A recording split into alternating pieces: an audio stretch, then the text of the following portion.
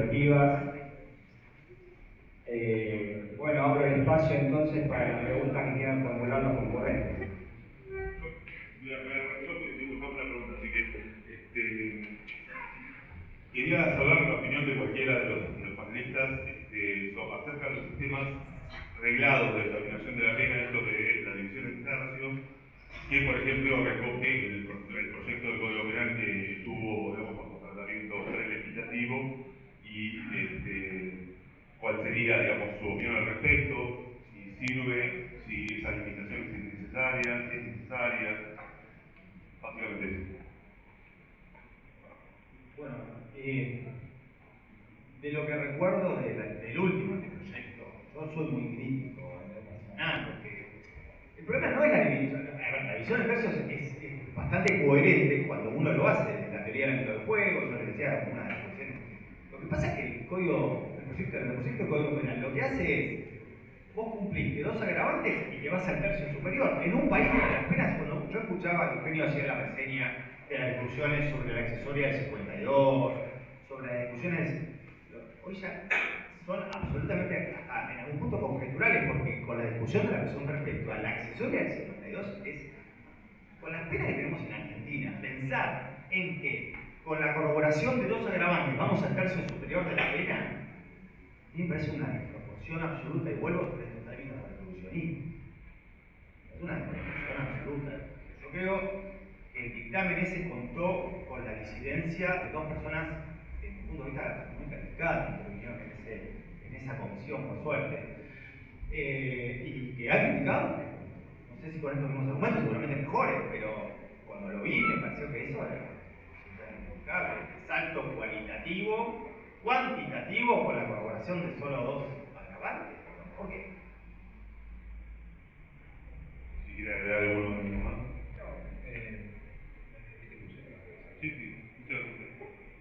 No, quizás si no está, yo conozco sentencias que hacen este mecanismo y alguna vez yo también lo apliqué, puede ser útil cuando no tenés pautas que te obliguen, como dice la ley, a los tercios, o sea, agravar la pena.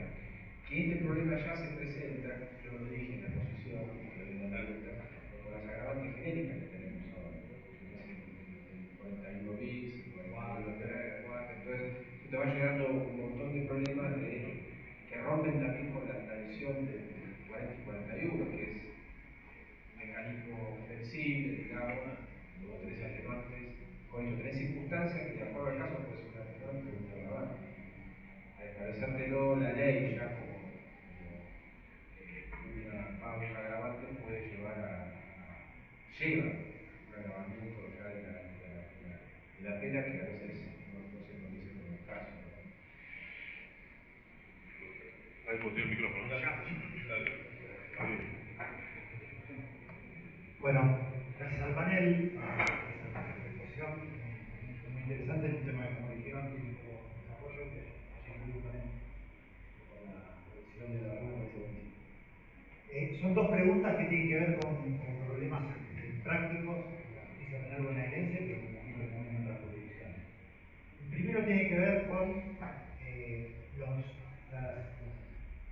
expresiones de la ley excesivas, que en el caso concreto someten a la jurisdicción a, por ejemplo, penas mínimas excesivas o penas fijas, que también se pueden presentar excesivas. Por ejemplo, el caso del asesinato agravado, la aportación ilegal de arma de guerra, y muy particularmente los casos de microtráfico de la provincia, donde los mínimos legales, en el caso concreto, reciben claros casos de justicia. Y también el tema de las penas fijas, ¿no? Principalmente la pena perpetua, en donde también, digamos, uno tiende a pensar, tanto en un problema como en otro, que hay una mirada de la ley adecuada a la voluntad popular y que, si bien en estos cuestionamientos de los jueces, una mirada garantista ha esa voluntad popular. Pero a partir de los estudios que desarrollan los colegas de la Universidad del Sur, en el Observatorio de Juicios por Jurados, empezaron a detectar casos en donde los jurados optan por el delito menor para no imponer penas de tanta gravedad. Entonces, digo, en estos casos hay una salida de los jurados y no es simplemente una mirada garantista de profesionales o técnicos. La pregunta es, ¿qué opinan ustedes sobre las facultades judiciales, en este caso, para enfrentar estos problemas de proporción, cuando no tenemos una legislación clara de reducción de la culpabilidad? Cuestionamiento constitucional de un mínimo legal, cuáles son las vías, digo, en la jurisprudencia lo que se observa a veces son vías alternativas, por ejemplo, modalidades de cumplimiento, para evitar la injusticia del caso, etc. Pero ¿qué opiniones, ¿no?, desde el punto de vista político ustedes ven cuando en la práctica nos encontramos con estos problemas? Y la otra tiene que ver con un problema también recurrente, según la proyección, 60, 70, 80, en el fuero juvenil, incluso 95% de los casos, por ejemplo, en la región de Mar del Plata, la solución legal llega por el juicio abreviado. Y los juicios abreviados, bueno, incluso frente al tribunal, encuentra que no hay discusiones sobre el aspecto jurídico, jurídico, de la ley, sino simplemente una lógica de regateo ahí enseguida, donde bajan 5. La pregunta es, y esto es una discusión que se impone en todas las jurisdicciones, todas las provincias se ve que hay un predominio preponderante, donde entonces la definición de la pena queda claramente indicado, porque se hace de acuerdo de las partes, incluso con límites legales para la jurisdicción para encontrarse en ese aspecto. Si no merecería el juicio abreviado a esta altura, como se ha impuesto en la práctica, algunos mecanismos de regulación, específicamente para que esa lógica de regateo no esté sujeta a la arbitrariedad tal como la vemos. Y en ese caso, ¿cómo podríamos regular esta situación? Si incluso el juicio abreviado, el origen de esta negociación, debe dar lugar a una pena atenuada, ¿cuáles podrían ser los mecanismos de regulación de las prácticas de auditoría que vemos sobre la pena en los juicios abreviados?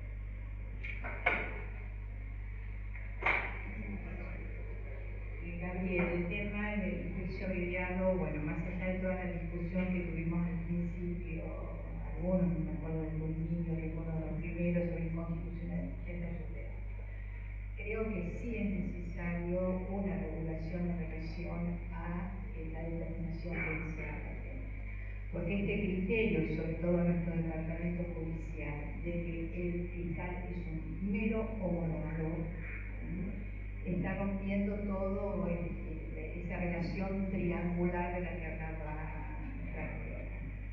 Y nosotros sí vemos esa negociación donde todo vale lo mismo y bueno, hemos estado explicando acá la necesidad y tiene que ser por vía legislativa, por supuesto, donde se haya podido discutir. Lo de la pena va a tener que ser discutido con todo, pero creo que tiene que haber una regulación legal, porque parte de la demanda social que existe por el tema de penas y el prestigio de la justicia penal y demás viene por ese lado. Todo vale lo mismo.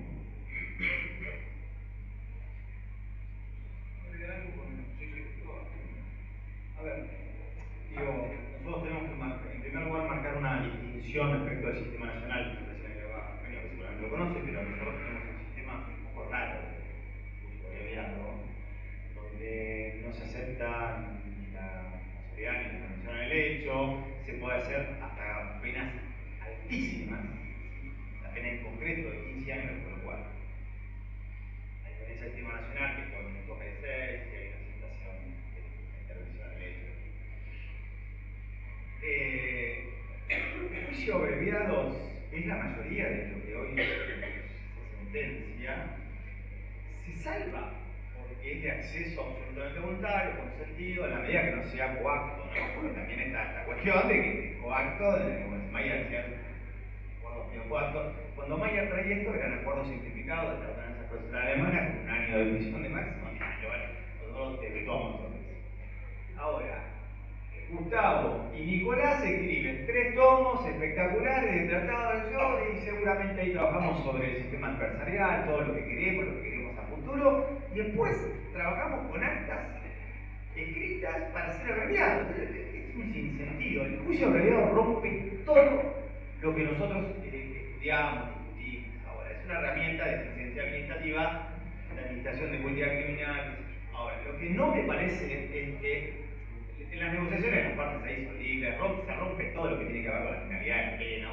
Olvídense, eso es más del sistema anglosajón, al hijo le encantará, el Estado se lleva la condena, está fenómeno. A mí mucho no me gusta. Lo que sí no acepto, como no acepto que la confesión del imputado pueda cambiar, ¿sí?, y ser considerada una atenuante, salvo en extraordinarias condiciones, ¿no? Cuando lo hace al principio, evita que la investigación se dirija sobre auditores de otras personas. Porque es una forma indirecta de decir, si no me confesás, tu pena más grave. Entonces es lo mismo. Digamos, si vos me decís, el juicio abreviado, yo muchas veces veo, pero por la provisión de reforma, no puedo decir nada, ni me recurso a la defensa, me dice, bueno, el atenuante de haberse sometido a juicio abreviado. Te están diciendo, arreglo con vos, con una pena más baja, porque si no vas abreviado, vas a juicio, te mato. Esa es la realidad. Y eso no puede ser así considerado, porque entonces el sistema es coarto. ¿Sí? Te coaccionan, te dicen, bueno, mira, flaco, esto es así, acá, si cerramos acá, yo no voy a juicio, no me pongo el traje, está todo bien, te llevas 5. Si me tengo que poner el traje, esto es textual porque lo recuerdo de algunos comentarios de detenidos que dicen, doctor, mire, fui a juicio y me dieron 16 sobre el mismo hecho, la misma calificación. Bueno, el sistema no está. Y la otra es, hay una tradición en la Junta de Prensa Buenos Aires, por lo menos a diferencia de otras jurisdicciones, porque he visto en Córdoba, he visto en Nación, no hay una tradición de estimar la perforación de mínimos. En las situaciones que vos lo señalaste, no tenemos una tradición, lo hemos pensado, lo hemos planteado, no lo hemos escogido, no tenemos una tradición desde la autoridad judicial de perforación de mínimos. Sí conozco precedentes del Tribunal Supremo de Córdoba en materia de también justamente una figura muy crítica para el ámbito de la despenalización de la cadena de narcomenudeo, lo mismo eso pasó en Córdoba, y también recuerdo un dictamen de Luca en la Casación Federal respecto de la misma figura que proponía la perforación de un mínimo y esto permitía una ejecución suspensa. No hemos tenido esa reacción.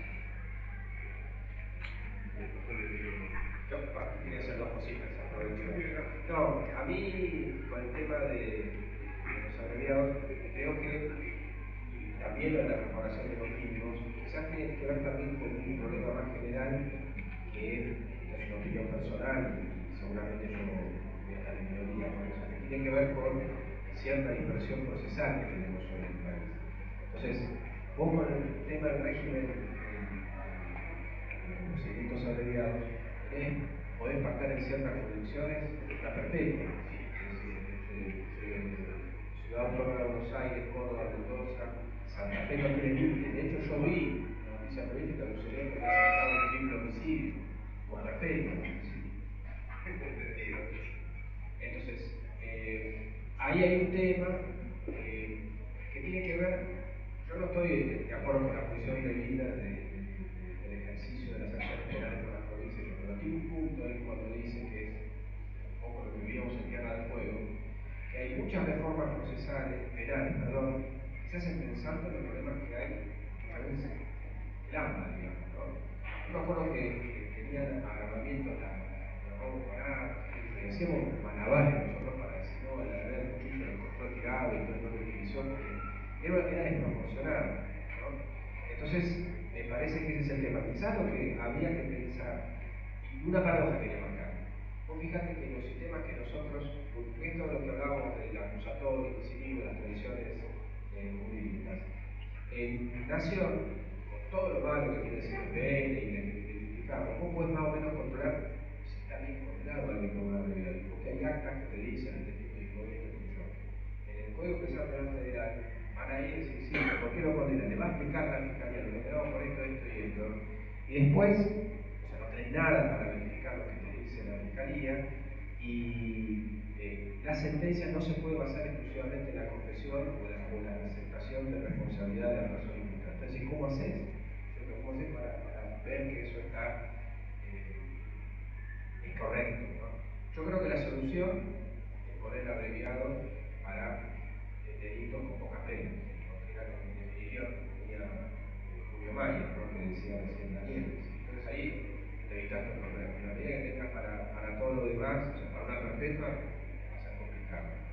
Y con el problema de los mínimos, yo personalmente ahí me parece que lo que decía al principio, no soy partidario de perforaciones, qué sé yo, porque le abre mucho juego discrecional a los jueces y las jueces. Me parece que es preferible que se haga por ley o que haya una autoridad o, digamos, la obligatoriedad de sus decisiones que lo establezca, ¿no? Pero por esto, una cuestión de evitar más arbitrariedad. Cuando dictaron el decreto de ley automotor, ¿te acuerdas? Sí. La Corte del decreto de ley automotor del año 58, que dijo que el mínimo no podía circular en homicidio. Lo hizo la Corte Federal. Bueno, tenemos una última pregunta. Sí, una pregunta de esto último que dijo Eugenio y la pregunta de Juanito Daniel, que era algo de la chicana. Respecto de la cuestión de la abreviado, creo que son los pocos que defienden la abreviado. O sea, Gabriel trabajó con un compañero allá en Los Ángeles en un estudio sobre Latinoamérica y el abreviado. Si fuera, ¿cómo el argumento coercitivo? Porque hay varios argumentos para estar a favor o contra del abreviado. El argumento coercitivo es un argumento fáctico, o sea, no debería demostrar la comisión. En el caso, bueno, hacer un abreviado de una pena perpetua parece menos coercitivo que hacer un abreviado de una pena corta, que el abreviado implica la inmediata libertad por nominación. Por lo cual ahí no podría ser ese el argumento. El argumento tendría que ser otro, o sea, en contra de la abreviación, que podría ser la justificación respecto de la realidad higiénica de mandar de por vida a alguien preso, pero ya no la coerción, porque ¿por qué aceptaría a alguien? ¿Qué más pena te darían que la pena que te dan es absoluta? Respecto de la cuestión de la coerción, también es discutible por un argumento empírico. Uno debería demostrar los casos o la línea de coerción, pero vos, que sos juez de casación, lo podés solucionar más fácil. Porque toda aquella pena que disponga un tribunal por sobre lo que se hubiera ofrecido una abreviación, la podés bajar. Con lo cual solucionaste el problema, porque equilibraste todas las penas en función de la pena que te hubieran dado por abreviado. Entonces, sería coercitivo tanto el sistema, tuviera que convalidara como agravante el hecho de no haber abreviado. Uno podría decir, no, si abreviado, te dejo 6 años. Bueno, ese es el límite entonces que también el fiscal tiene que tener para pedir pena, y ese es el límite que la casación tendría que tener para aceptar como justa la pena. Entonces solucionaste el problema coercitivo ahí. El problema coercitivo es cómo funciona todo el sistema integral. Yo sé que decir que no, pero es la chicana, que ahí tenés el punto. A ver, en abstracto vos tenés razón que podríamos corregirlo, solo que esta información de cuál fue la negociación me aparece muy esporádicamente, además necesito corroboración para eso. Si no es un argumento, a ver, uno trabaja sobre, nosotros trabajamos, muchas veces en casación trabajamos sobre criterios de proporcionalidad de la determinación de la pena, y desde ahí uno puede mitigar el efecto o reducir, pero por supuesto que hay que fundamentar, y esto necesita un amparo en corroboraciones objetivas, no es caprichoso. A mí me parece que es tantito más, no, mucho más en la previsión, el tipo acepta el límite del monto punitivo. Por afuera de eso no se puede ir el juez. Este es un criterio general que tenemos en Robles en general, más allá de algunos viejos plenarios, que los jueces no debían decidir más allá de la acusación fiscal del monto de fiscalidad, que puede ser inicialmente nacional. Ahora, no es moneda corriente que vos tengas información sobre cuál fue el procedimiento. A veces hay estimaciones de pena, y entonces, bueno, si hay una estimación de pena, a vos te lo podés corroborar, te hacen, en algunos casos, bien y demás, y el hecho es el mismo, no hay ampliación de acusación, y eso, bueno, eso es una guía y podés corregir desde ahí qué pasó con el tribunal para que cambiara sustancialmente. Tampoco esto es que pasa todos los días. Ahora, la discusión del ampliado, bueno, no tengo objeciones constitucionales a esto por la voluntariedad, pero tenemos que reconocer que es solamente en función de un criterio de administración de recursos, no nada. Yo quizás si no tuviese abreviado se explota más de lo que explotó. Y además quizás probablemente muchos abreviados son corroborados, creo que el 90% en el sistema bonaerense, que no exige ningún reconocimiento de hechos que están mencionados, investigación ni nada, yo creo que el 90% son corroborados, son confirmadas las sentencias, más allá de por ahí omitirá algún agravante. Por lo cual también dice que no está mal. ¿Sí?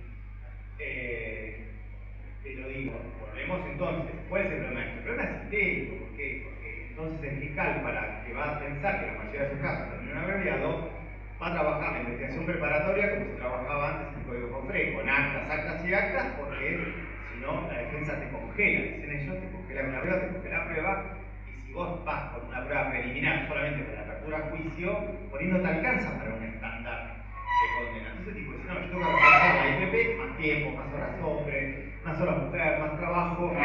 Porque esto termina abreviado y después tiene que tener todos los papelitos. Entonces, no sirve. A ver, pensándolo, cualquier ministro te diría, mira, yo tengo las cárceles explotadas, tengo más procesados, quiero equilibrar la ecuación, quiero más condenados, después tener problemas de residencia. Bueno, esto explota y solamente lo puedo aceptar en términos de administración de recursos, con consentimientos y demás. Pero casos y porque se supone que supongo que alguien obtiene una ventaja en aceptar el juicio privado, si no, no se entiende por qué el defensor va a la brevedad. ¿Alguna ventaja de obtener? Y el respeto que ventaja. Y entonces, Bueno. perdón, doctor. Estamos en tiempo suplementario. Allá me pedían una última pregunta. No, acá me dicen que no pueden. Disculpen. La pueden hacer en el break. Bueno. Que diga algo sobre el cheque en blanco. Bueno. La pueden hacer en el break. Cheque en blanco. La prisión